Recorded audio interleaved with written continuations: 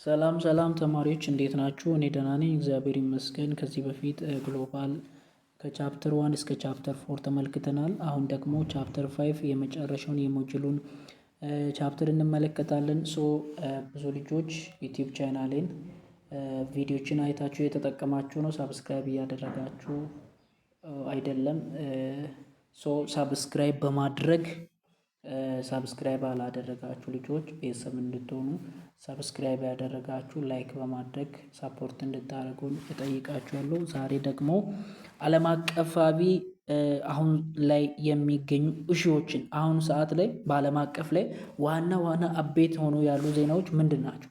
ሜጀር ኮንቴምፖራሪ ግሎባል ኢሹ አሁን ሰዓት ላይ አፕዴት ምርጥ የዓለማችን ወሬ ሆኖ ያሉ ኢሹ ያሉ ነገሮች ምንድን ናቸው? እና አንድ ነገር ግን ግሎባል ኢሹ የሆነ ነገር ግሎባል ኢሹ ነው፣ ዓለም አቀፋዊ ኬዝ ነው፣ ብዙ ሀገራት ብዙ ሰዎችን አፌክት ያደረገ ዓለም አቀፋዊ ኬዝ ነው ለማለት የሆነ ክራይቴሪያ ያስፈልጋል አይደለም? አሁን 4 ክራይቴሪያ አለ። የመጀመሪያው ስኮፕ፣ ያ ዓለም አቀፋዊ ነገር ኢሹ ነው ለመባል ኢሹ ምን የሚያክል አፌክት አድርጓል፣ ምን የሚያክል የዓለም ህዝብ አፌክት አድርጓል ማለትም በሆነ ቦታ ብቻ የተሰማ ሳይሆን በተለያዩ ሀገራት ላይ ምን ያክል ያ ነገር ተሰምቷል የሚለው ነገርየው በየትኛው ኤሪያ ላይ ሞስት ተሰምቷል። አሁን የሆነ ሐዋሳ ላይ የሆነ ነገር ተከስቶ ሐዋሳ ላይ ካለቀ ያ ነገር ግሎባል ኢሹ አይደለም። ነገር ግን የተፈጠረው ነገር ስኮፕ ብዙ ሀገራት ላይ ከተስፋፋ ያ ግሎባል ኢሹ ነው ማለት ነው። ሌላኛው ደግሞ ሬጀንሲ ነው። ምን ማለት ነው? በብዙ አክተሮች ምን ማለት ነው? በመንግስት ሊሆን ይችላል፣ በኦርጋናይዜሽኖች፣ በኢንስቲትዩሽኖች፣ በካምፓኒዎች ዘንድ ምን ያክል ታይቷል ይሄ ኢሹ የሚለው ነገር ይወስናል። ሌላኛው ሳይለንሲ ነው። ሳይለንሲ ማለት በሚዲያ ምን ያክል እየተላለፈ ነው ያ ነገር፣ በህዝብ መካከል ምን ያክል ክርክርነትን ፈጥሯል የሚለው አንድ ነገር ግሎባል ኢሹ ነው ለመባል ክራይቴሪያ ነው ማለት ነው። ሌላኛው ደግሞ ሴንትራሊቲ ነው። አሁን ዓለም አቀፍ በውስጧ የያዘችው ነገሮች አንጻር ምን ያክል አስፈላጊ ነው፣ ሎኬትድ አዘ ሄርት ኦፍ ኢንተርናሽናል ሪሌሽን፣ ዓለም አቀፋዊ ግንኙነትን ከመወሰን አንጻር ምን ያክል ሮል አለው፣ እንደ ሄርት ከማገልገል አንጻር እንዴት ነው የሚል ነው። ለምሳሌ የጦርነት ጉዳይ ከሆነ ይሄ በጣም ኢንተርናሽናል የሆነ ሰፈር ላይ የሆነ ቦምብ የሚተኮስ ከሆነ የሆነ ሰፈር ላይ ብቻ ለዓለም አቀፍ ግንኙነት ወሳኝ የሆነ ነገር መሆን አለበት ማለት ነው። ዓለም በዚህ ሰዓት 4 ግሎባል ኢሹ አላት። አሁን 4 ግሎባል ኢሹን ጨረሳችሁ ማለት ቻፕተር 5ን ጨረሳችሁ። የመጀመሪያው ግሎባል ሴኪዩሪቲ ኢሹ የሚባል ነው። ሁለተኛው ደግሞ ግሎባል ኢንቫይሮንመንታል ኢሹ የሚባል ነው። ሶስተኛ ደግሞ ግሎባል ሶሺዮ ኢኮኖሚካል ኢሹ የሚባል ነው። አራተኛውና የመጨረሻው ግሎባል ካልቸራል ኢሹ የሚባል ነው። ይሄን ኢሹዎችን አይተን እንጨርሳለን ቻፕተር 5ን። እሺ ግሎባል ሴኪዩሪቲ ኢሹ በምንልበት ጊዜ ዓለም አቀፍ ላይ አሁን ሰዓት ላይ ሰላምን የዓለምን ሰላም ዲስታርብ ከማድረግ አንጻር ከሴኪዩሪቲ አንጻር አደጋ የሆኑ ያሉ ነገሮች የዓለም ኢሹ ናቸው። እነሱም 2 ነገር ናቸው። አንደኛ ቴሮሪዝም ናቸው። ሁለተኛ ኒውክሌር ፕሮቮኬሽን የሚባለው ቴሮሪዝም የሚባለው ነገር የተለያዩ ምኖች አሸባሪ ኃይላት የዓለም አቀፍ ኢሹ ናቸው በዚህ ሰዓት ላይ እንደ አይኤስ እንደ አልቃይዳ ያሉ የተለያዩ ቴሮሪስት ግሩፖች ማለት ነው። ሌላኛው ደግሞ የኒውክሌር ፕሮግራሞች የዓለም አቀፍ ጉዳዮች ናቸው። እና ግሎባል ቴሮሪዝም ወይም ቴሮሪዝም ስንል ይሄ ምንድነው፣ አሸባሪነት ምን ማለት ነው ከሚለው ስንጀምር ዲፊኒሽኑ ምን ይላል? እዚህ ጋር ዴፊኒሽኑ እንደዚህ ይላል። ቫዮለንሲ አገንስት ሲቪሊያን፣ ነፃ የሆኑ ምንም አይነት ማያውቁትን ንጹህ ዜጎችን መጨፍጨፍ ነው ይሄ ቴሮሪዝም የምንለው። እና ምናልባት ሆስቴጅ ቴኪንግ፣ ቦምቢንግ ኤንድ ሃይጄኪንግ፣ የተለያዩ ቦምቦችን መጣል፣ የተለያዩ እጽዎችን በመጠቀም ብቻ በንጹህ ዜጋዎች ላይ የሚደረግ ጥቃት ነው የቴሮሪዝም የሚባለው። እና 4 አይነት ቴሮሪዝም ግሩፕ አለ በዓለም ላይ ማለት ነው። ሌፍት ዊንግ የሚባሉ አለ። ሌፍት ዊንግ የምንለው ይሄ ጀርመን ኤሪያ ላይ ያለው ማለት ነው። እዛ ያለው ኤሪያ ብቻ ሳይሆን ጀርመን ላይ ተካሂዶ የነበረው ነገር አንዱ ጀርመን አሁን የሆነ ጊዜ ሶሻሊዝም የሚባለውን ሀሳብ አልቀበልም ብላ ነበርና በዚያን ጊዜ እሷ ያደረገችው ቴሮሪዝም ሌፍት ዊንግ ይባላል እና ሁለተኛው ራይት ዊንግ እና ሶስተኛ ደግሞ ኢትኖ ናሽናሊስቲክ ኦር ሴፓሬቲስት ኢትኖ ናሽናሊዝም ኦር ሴፓሬቲስት የሚባለው ሶስተኛው ግሎባል ላይ ከሚገኙ ቴሮሪዝም ውስጥ የሚመደብ ነው። አራተኛ ደግሞ ሪሊጂየስ ቴሮሪዝም የሚባል ነው። ይሄ ሃይማኖት ተኮር የሆነ እንደ አልቃይዳ እንደ ኢስላሚክ ስቴት ከማስፋፋት አንጻር ያሉ ምኖች አሸባሪ ኃይላቶች የሚመደቡበት የቴሮሪዝም ግሩፕ ነው። ሶ እነዚህ አራቱ ቴሮሪዝሞች በአሁኑ ሰዓት ላይ የሚገኙ የወርልድ ኢሹ ናቸው ከሴኪዩሪቲ አንጻር እና ለዚህ ለቴሮሪዝም ምንድነው ይሄ ኬዝ የሆኑ ነገሮች አሉ። ለምሳሌ ፖቨርቲ ድህነት ሲበዛ፣ የፖለቲካ ጭቆናነት ሲበዛ፣ ሰው ተስፋ ሳይኖረው ሲቀር፣ የተለያዩ መብቱ ሲያጣ በተለያየ ነገርና የዲሞክራሲ እጥረት ሲኖር ሰው ቀጥታ ወደ አሸባሪነት ግሩፕ ሊገባ ይችላል ማለት ነው። ሰው አሸባሪነት በእንደዚህ ነገሮች ሊነሱ ይችላሉ እና ከስኮፑ አንጻር ማለትም አንዳንድ ምኖች አሸባሪ ኃይሎች ፎከስ ከሚያደርጉት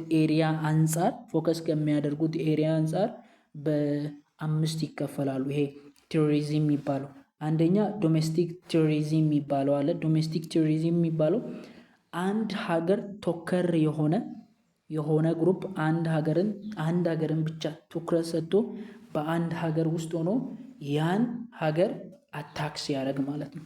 ሁለተኛው ናሽናሊስቲክ የሚባለው ደግሞ አንድ ሀገር በሌላ ሀገር ጥገኛ ላለመሆን ስትል የምትፈጥረው ምንድነው? አሸባሪነት ነው ማለት ነው። ሌላኛው ደግሞ ሪሊጂየስ ነው።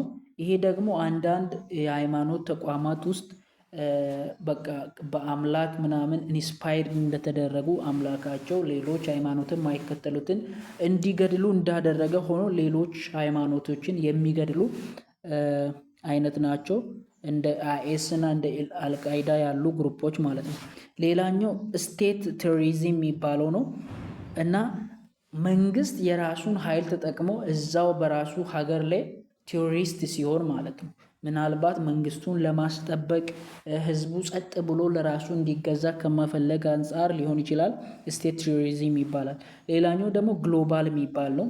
የሆነ ቴሮሪዝሞች የሆነ የቴሮሪዝም ግሩፕ የአሸባሪ ግሩፖች በተመሳሳይ ጊዜ በተለያየ ቦታ የተለያየ ቴክኖሎጂ ተጠቅመው ጥቃት ሲያደርሱ የግሎባል ቴሮሪዝም ይባላል። ከሴኪሪቲ አንጻር በሁለት ቦታ ይከፈላል ብያችኋለሁ። ግሎባል ሴኪሪቲ ኢሹ በሁለት ይከፈላል። የመጀመሪያው ምንድነው ብያችኋለሁ፣ አሁን እየነገርኳችሁ ያለው ቴሮሪዝም ነው።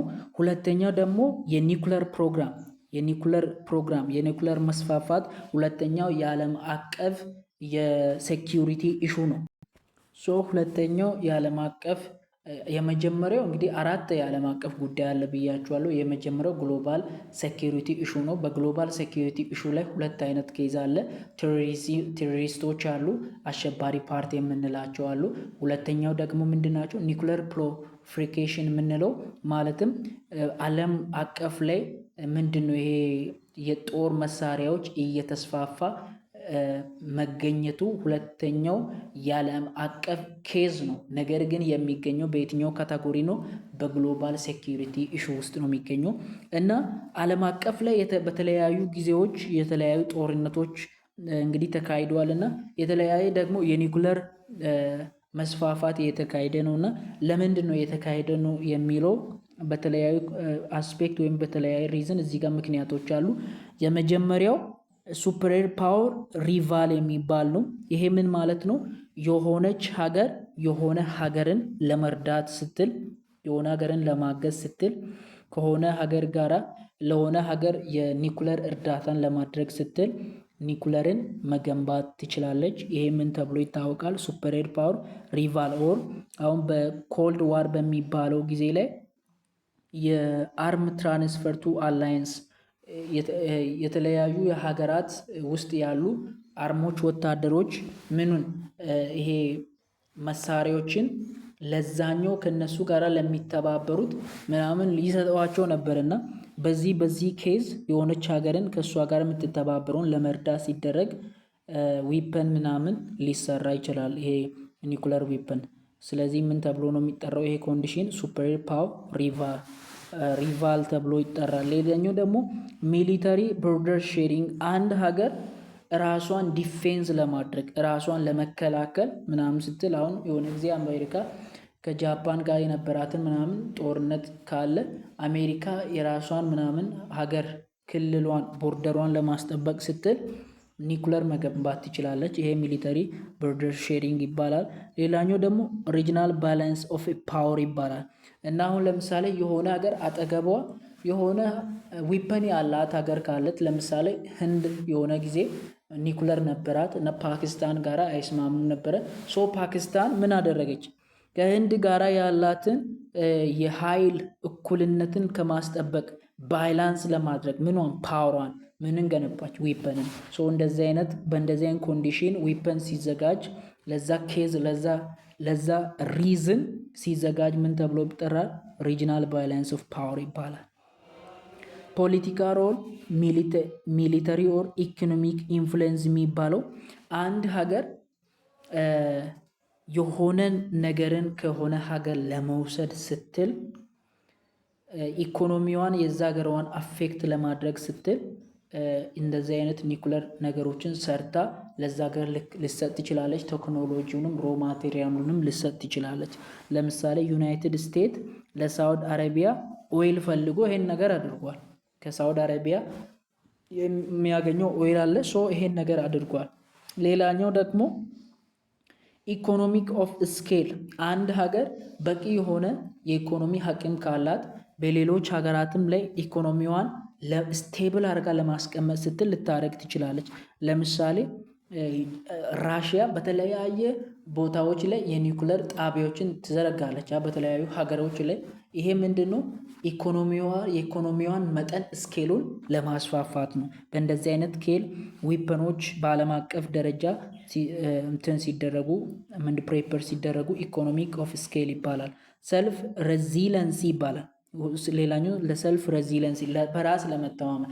አሁን የሆነ ጊዜ ሰሜን ኮሪያ ትፈራት ነበር አሜሪካን። ሶ የሆነ ጊዜ ልታጠፋኝ ትችላለች አለች እና ዊፐን ኒኩለር አዘጋጀች። በእንደዚህ አይነት ኬዝ ዊፐኖች ሊዘጋጁ ይችላሉ። ሌላኛው ደግሞ ኢኮኖሚክ ሞቲቭ ሆኖ ኒኩለር አጥፊ ብቻ አይደለም፣ ለኤሌክትሪክ ፓወር ሊያገለግል ይችላል። ሶ ለኤሌክትሪክ ፓወር ኢኮኖሚካሊ ሞቲቭ ሆና የሆነ ሀገር ስታዘጋጅ ማለት ነው። አሁን ኢትዮጵያ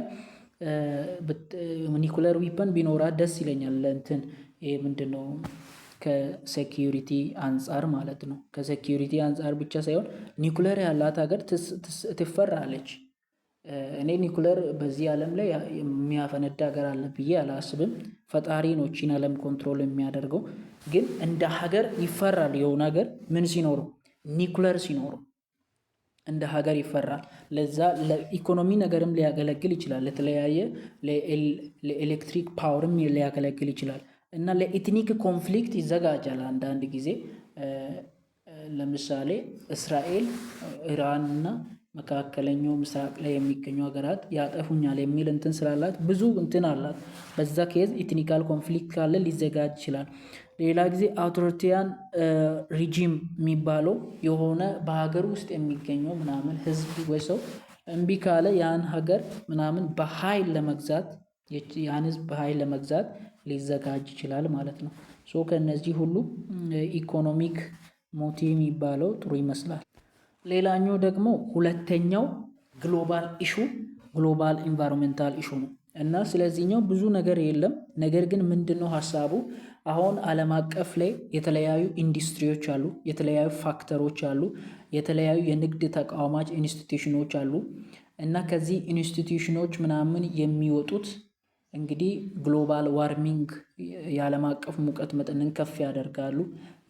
ክላይሜት ቼንጅ እንዲከሰት ያደርጋል። ማለትም ይሄ የአየር ንብረት መለወጥ መቀያየር እንዲከሰል፣ የጎርፍ አደጋ፣ ሰደድ እሳት፣ የተለያየ በውቅያኖሶች በባህር ላይ የሚጣሉ ነገሮች አሁን ለምሳሌ ከዩሮፕ እና ከአሜሪካ ኢንዱስትሪያል ኢንስቲትዩሽን የሚጣሉ ወደ የአፍሪካን ሀገራት በተለያየ መንገድ ፖሊዩት ሊያደርጉ ይችላሉ። ሶ አሁን ሰዓት ለሚገኙ የዓለም አቀፍ ኢንዱስትሪዎች ፋክተሮች የኤርዝን የአየር ጸባይን በተለያዩ ነገሮች እንዴት አፌክት እያደረጓት ነው፣ ዓለምን ኦልሬዲ ቀስ በቀስ ሊያጠፏት ሁላ ይችላል የሚል አይነት ስጋት ያለባት ዓለም ላይ ከመኖራችን አንጻር ይሄ ነገር ምንድነው የዓለም አቀፍ ኢሹ ሆኗል ማለት ነው። ሌላኛው ሶስተኛው ደግሞ ግሎባል ሶሺዮ ኢኮኖሚካል ኢሹ ይባላል እና ይሄ ግሎባል ሶሻል ኢኮኖሚክ ኢሹ የምንለው ሶስተኛው የዓለም አቀፍ ኢሹ ነው። እንግዲህ የመጀመሪያው ግሎባል ሴኩሪቲ ኢሹ ብለን ቴሮሪዝምና ምንን አይተናል። ቴሮሪዝምና ኒኩለር ፕሮፊኬሽን የሚባለውን አይተናል። ሁለተኛው ደግሞ ግሎባል ኢንቫይሮንመንታል ኢሹዎችን አይተናል። ሶስተኛው ደግሞ ግሎባል ሶሺዮ ኢኮኖሚካል ኢሹ ነው። ይሄ ሁለት ነገርን በውስጡ ይዛል።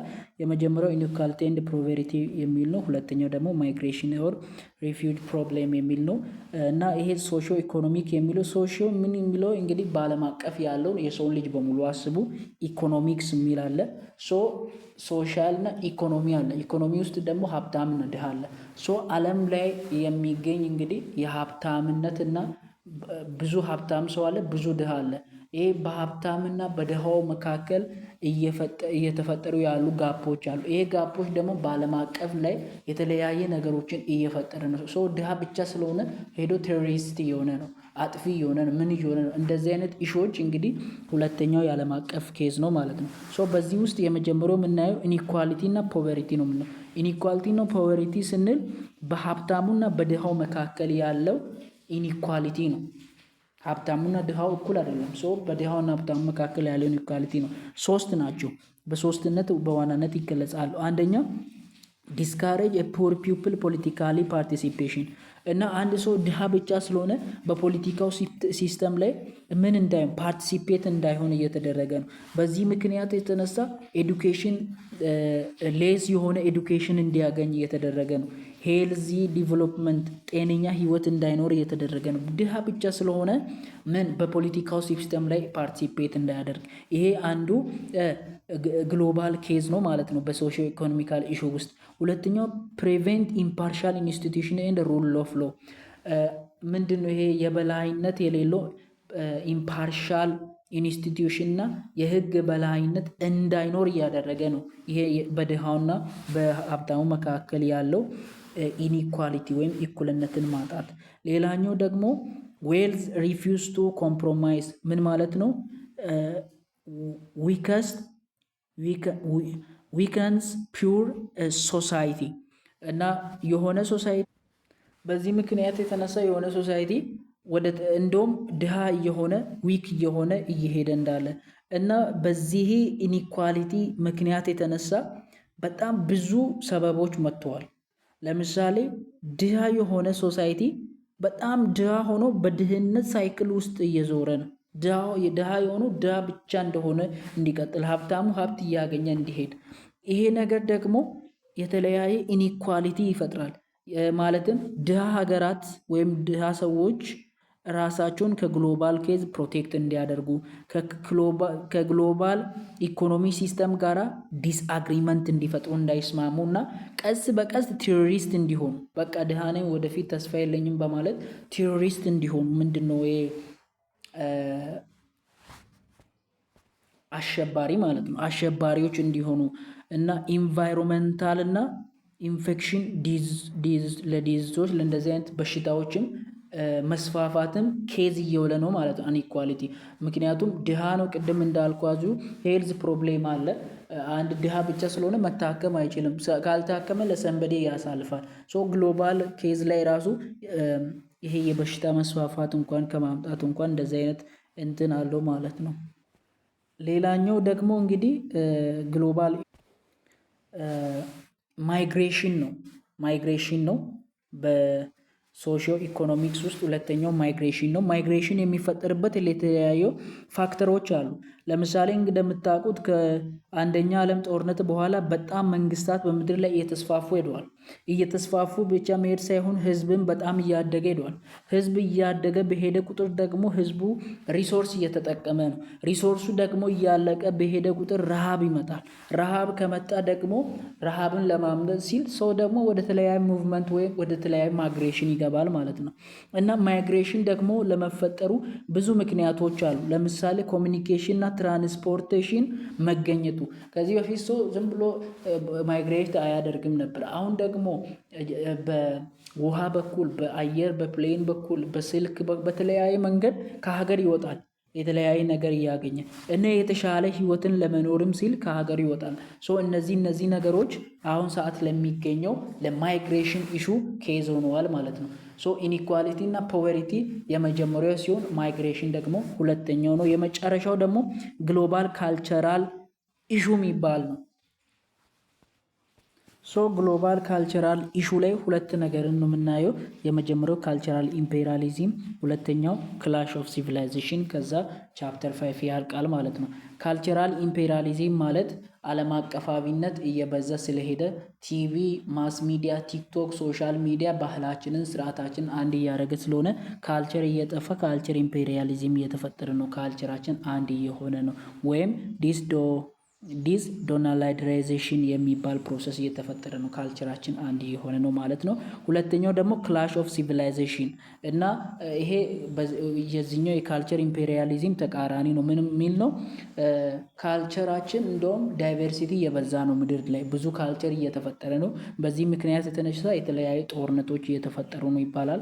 በካልቸር ብዛት የሚፈጠረው ጦርነት ክላሽ ኦፍ ሲቪላይዜሽን ይባላል። ካልቸር ኦፍ ኢምፔሪያሊዝምን ስናይ እንግዲህ ኢንፎርሜሽን እንደምታውቁት ግሎባሊ በጣም ከአንድ ቦታ ወደ ሌላ ቦታ እያደረጉ ነው። ንብረቶች፣ የተለያዩ ነገሮች ከአንድ ቦታ ወደ ተለያዩ ቦታ ሙቭ በሚያደርጉበት ጊዜ ፍላተንስ የሚባል ሀሳብ ይፈጠራል። ፍላተንስ ማለት መጀመሪያ የነበረው ነገር ምናምን የካልቸር ዲፍረንስ የባህል አንድነት ምናምን የነበረው ነገር እየጠፋ አንድ ዩኒት የሆነ ሁሉ አሜሪካ ሲመስል ምድር ሁሉ አንድ አሜሪካ አክት ሲያደርግ ወይ ምድር ሁሉ እንደ አፍሪካ አክት ሲያደርግ ማለት ነው። እና ይሄ ደግሞ ዲስዶናላይዜሽን የሚባለው ፋስት ፉድ ኢንዱስትሪ ነው። ፋስት ፉድ ኢንዱስትሪ የሚባል ነው። ይሄ ፋስት ፉድ ኢንዱስትሪ የሚባለው በተለያየ ኢኮኖሚ ሴክተር ላይ ዶሚኔት አድርጎ የሚገኝ ነው። ልክ እንደዚህኛው ኢንዱስትሪ የሆነ ካልቸር ብቻ በዓለም አቀፍ ላይ ምናምን ዶሚኔት አድርጎ ሲገኝ ነው ካልቸራል ኢምፔሪያሊዝም የሚባለው። እና ለካልቸራል ኢምፔሪያሊዝም ዋና ምክንያት የሆኑ የኢንፎርሜሽን መለዋወጥ መከሰት ማለትም ግሎባላይዜሽን። ለምሳሌ ቲቪ መምጣቱ፣ ኢንተርኔት መምጣቱ፣ ግሎባል ሚዲያ መምጣቱ ሰው በዚህ በኩል የተለያየ ካልቸር እየወሰደ የራሱን ካልቸር እየተወ ያን ካልቸሩን በዚህ እየተካ የሚያጣበት መንገድ ነውና ምን ማለት ይቻላል? ሆሞጂናይዜሽን ማለት አንድነት ማለት ነው። ሆሞጂኒቲ አንድ አይነት ሰው ሁሉ አንድ አይነት አስተሳሰብ፣ ሰው ሁሉ አንድ አይነት አለባ፣ ሰው ሁሉ አንድ አይነት ምግብ፣ ግሎባላይዜሽን ሲፈጠር ማለት ነው። ካልቸራል ኢምፔሪያሊዝም በእንዴት ይፈጠራል? ሁሉ ተመሳሳይ ቲቪ ሲያይ ሁሉ ጊዜ አሁን ተመሳሳይ ቦሊውድን የሚያይ ከሆነ ሁሉ እንደ ቦሊውድ አክተሮች ነው አክት ማድረግ የሚጀምሩ። ሁሉ ተመሳሳይ ምግብ ሲጀምር፣ ብሮድካስቲንግ ሁሉ አሁን አርሴናልን ሲደግፍ፣ ሁሉ ማንቸስተር ዩናይትድን ሲደግፍ ምን ይሆናል? በቃ ተመሳሳይ ወኔ ይኖረዋል አይደለ? በእንደዚህ አይነት ኬዝ ካልቸራል ኢምፔሪያሊዝም የካልቸር አንድነት ይመጣል ማለት ነው። እና እሱ ብቻ ሳይሆን እዚህ ጋር ሪያሊቲው ማለት ነው። ሪያሊቲው ኮምፕሌክስ ኦፍ ዳይቨርሲቲንም ይፈጥራል። ይሄ ዓለም አቀፋዊነት የካልቸር ልዩነትንም ይፈጥራል ይባላል። የካልቸር ልዩነትን ወይም ኢንዲጂናላይዜሽን ማለት ነው። ኦኬ ኢንዲጂናላይዜሽን ማለት ምን ማለት መሰላችሁ? ኢንዲጂናላይዜሽን ማለት አንድ ሎካል ላይ የነበረ የሆነ ባህል ካልቸር ነበር አይደለ? ያን ካልቸር ሪሙቭ አድርጎ ሌላ ካልቸር መውሰድ ነው። በእንደዚህ አይነት ኬዝ ነው የሚገለጠው ማለት ነው። ሁለተኛው ክላሽ ኦፍ ሲቪላይዜሽን የሚባለው እንግዲህ ሀሳቡ ምንድን ነው? አሁን ሰዓት ላይ ብዙ ካልቸር እየበዛ ነው። ካልቸር መብዛቱ ራሱ የዓለም አቀፍ ኢሹ ሆኗል። ምክንያቱም ካልቸር ምን ይበልጣል እያለ ጦርነት እየተነሳሳ ነው የሚል ነው። አሁን ካልቸራል ዲስቲንክት ሶሳይቲ አር ሲን አስ ኢንፌሪየር የሆነ የካልቸራል ልዩነት ሲኖር የሆነ ካልቸራል ያለው ሰውዬ የኔ ካልቸር ምናምን ይበልጣል የሚል ኢንፌሪየር እውቀት አስተሳሰብ ሊኖረው ይችላል እና ኔጌቲቭ ትሪትመንት ማለት የኔ ይበልጣል የሚል አይነት አስተሳሰብ መብዛቱ ካልቸር እየበዛ ሲሄድ ከዛም በኋላ ኢትኒክ ኮንፍሊክት ሲነሳ ጦርነት ይነሳል። የኔ ይበልጣል ያንተ ይነሳል። ዋር ሲነሳ በእንደዚህ አይነት ኬዞች ምን ይነሳሉ? ዓለም አቀፋዊ ከካልቸር ቤዝድ የሆነ ጦርነት ይነሳል። ይሄ ምን ተብሎ ይጠራል? ክላሽ ኦፍ ሲቪላይዜሽን ተብሎ ይጠራል። ጦርነት የምትነሳቱ ማለት ዓለም ላይ የሚገኘው ካልቸር በሙሉ በ8 ይከፈላል። 8 ሲቪላይዜሽን የሚባል ነው። አንደኛው ዊስተርን ነው፣ ኮንፊውዥን ነው፣ ጃፓኒስ ነው፣ እስላሚክ ነው፣ ሂንዱ ነው፣ ሳልቪያን ኦርቶዶክስ እና ላቲን እና አሜሪካ እና አፍሪካ በሚባል ዓለም ላይ የሚገኘውን ካልቸር በእንደዚህ ይከፍላቸዋል ማለት ነው። እና አንድ ቲዮሪ አለ። ምን የሚል ቲዮሪ ነው? እዚህ ጋር አይ ቲንክ አይታይም እና ሲቪላይዜሽን ክላሽ ኦፍ ሲቪላይዜሽን ቲዮሪ የሚባለው ቲዮሪ ምን ይላል? ካልቸር በምድር ላይ እስከ በዛ ድረስ ጦርነት የማይቆም ነው የሚል ነው። ሶ ይሄን ይመስል ነበረ ቻፕተር 5። ሳብስክራይብ ላይክ አድርጉ። መልካም ጊዜ። ሌሎች እንትኖችንም ማግኘት ትችላላችሁ በዚህ ቻናል ላይ።